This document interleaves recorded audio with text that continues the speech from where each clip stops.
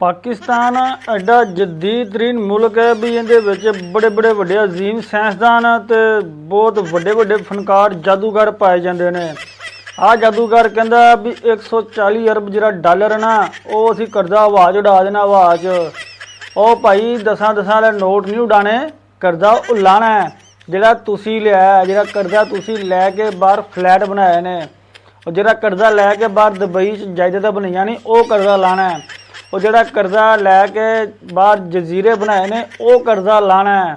तू बड़े आराम नाल आण के कहता यार भी 140 अरब रुपया आपां हवा च उड़ा देना है। ओ भाई करजा लाण वास्ते बड़ी मेहनत करनी पैंदी है, बड़ी मशक्कत करनी पैंदी है। अल्लाह खैर करे जिवें जिथे हालात चलते पे ना, जे शरीफ खानदान ते जरदारी खानदान 50 साल होर चल गया ना इत्थे, ये मुल्क का करजा 1000 अरब तो भी प्लस हो जाना है, तो फिर नज़र तो भी नहीं आना।